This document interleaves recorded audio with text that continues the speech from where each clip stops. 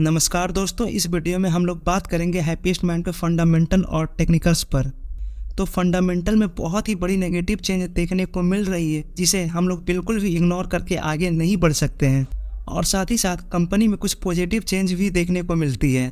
तो इन्हीं दोनों चीज़ों पर आज की वीडियो में डिस्कशन होने वाली है। तो 1 सालों में कंपनी ने 5% का नेगेटिव रिटर्न दिया है, और वहीं पर 5 सालों की बात करें तो 5 सालों में 143% का एक डिसेंट सा रिटर्न अपने इन्वेस्टर्स को ला कर दिया है। और जब इसे टॉप से कैलकुलेट करें तो टॉप से ये स्टॉक ऑलमोस्ट लगभग 45% तक टूट चुका है। सबसे पहले हम लोग कंपनी के सेल्स पे आ जाते, तो सेल्स में क्वार्टर ऑन क्वार्टर और ईयर ऑन ईयर दोनों में गिरावट देखने को मिल रही है। लेकिन जब हम लोग कंपनी का प्योर प्रॉफिट देखें तो प्योर प्रॉफिट कुछ और ही बोलता है। ईयर ऑन ईयर कंपनी के प्रॉफिट में तो गिरावट है, लेकिन क्वार्टर ऑन क्वार्टर पूरी तरह से फ्लैट है। ये फ्लैट प्रॉफिट तब है जब बड़ी बड़ी कंपनीज में ईयर ऑन ईयर और क्वार्टर ऑन क्वार्टर दोनों में प्रॉफिट गिरते हुए देखने को मिला है। लेकिन हैप्पीएस्ट माइंड बिल्कुल स्टेबल खड़ा है। Most of the IT stock का रेवेन्यू यूएसए और यूरोप से आता है। आप लोग किसी भी आईटी स्टॉक को उठाकर देख लो तो सभी का 80% का रेवेन्यू यूएसए और यूरोप से आता हुआ देखने को मिलेगा। और यही चीज़ हैप्पीएस्ट माइंड में भी देखने को मिलता है। तो हैप्पीएस्ट माइंड का भी 80% का लगभग रेवेन्यू यूएसए और यूरोप से ही आता है। और इस केस में प्रॉफिट फ्लैट है, तो ये बहुत ही बड़ी बात हो जाती है। कंपनी के लॉन्ग टर्म इन्वेस्टर्स के लिए प्रॉफिट एंड लॉस का चार्ट देख लेते हैं। तो लॉन्ग टर्म में अगर देखा जाए तो ये डेटा 2012 से है, और 2012 से ही इसकी सेल्स कंटिन्यूस बेसिस से बढ़ती ही गई है। तो पूरे 11 सालों में कंपनी ने एक भी साल ऐसा नहीं देखा है जिसमें कंपनी की सेल्स गिरी है। कंपनी का ओपीएम भी काफ़ी सुंदर तरीके से धीरे धीरे आगे की ओर ही बढ़ता जा रहा है। इतने प्रेशर के भी टाइम में कंपनी 24% का ओपीएम जनरेट कर ला रही है, तो ये बहुत ही बड़ी बात हो जाती है। और फाइनली कंपनी का नेट प्रॉफिट, तो कंपनी के नेट प्रॉफिट में बहुत ही ज़्यादा फ्लक्चुएशन देखने को मिल रहा है। पिछले 6 सालों से यानी कि 2018 से कंपनी ने एक कंटिन्यूस बेसिस पे ग्रोथ दिखाया है।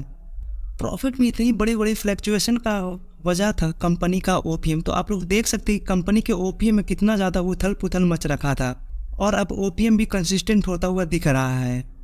कंपनी ने कुछ टाइम पहले 111 करोड़ का 100% का एक्विजिशन भी किया था, जो कि बता रहा है कंपनी का लॉन्ग टर्म विजन। तो पिछले 6 सालों का ग्रोथ देखें तो कंपनी का पिछले 6 सालों का ग्रोथ क्लियरली शो कर रहे हैं कि कंपनी बहुत ही एग्रेसिवली अपने लॉन्ग टर्म विजन पर यानी कि कंपनी के ग्रोथ पर फोकस्ड है। कंपनी का लॉन्ग टर्म ग्रोइंग देखा जाए तो 113 करोड़ का कंपनी ने लोन भी उठाया है। और दूसरी सबसे बड़ी नेगेटिव न्यूज़ है, कंपनी ने अपने स्टेक को गिरवी रखा है। तो दिसंबर क्वार्टर में कंपनी का 5.5% स्टेक गिरवी रखा हुआ था, और इस क्वार्टर में बढ़कर 7% हो चुका है।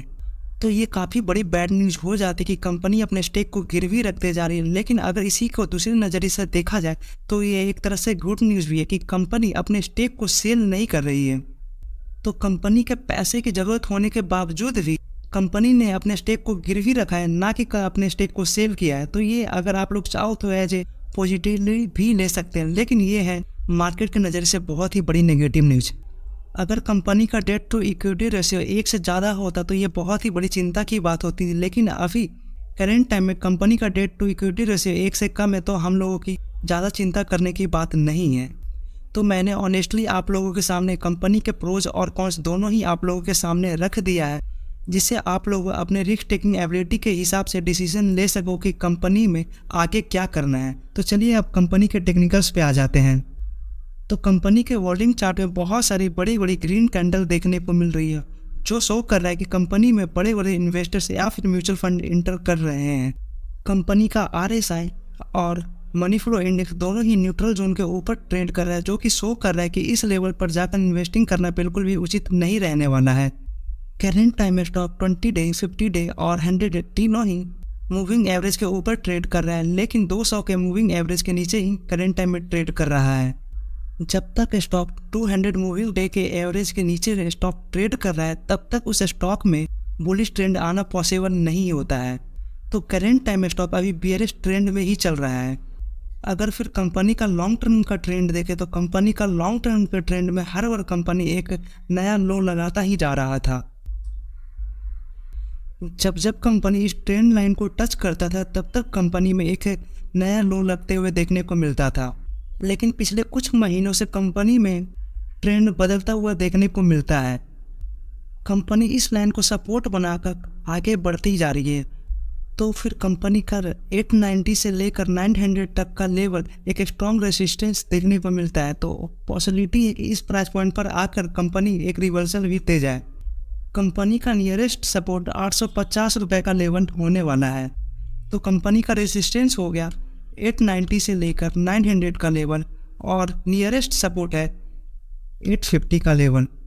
अगर 850 का भी सपोर्ट टूट जाए तो 820 रुपये दूसरा एक मजबूत सपोर्ट होने वाला है। और इसी के साथ वीडियो एंड करते हैं। Thank you for watching.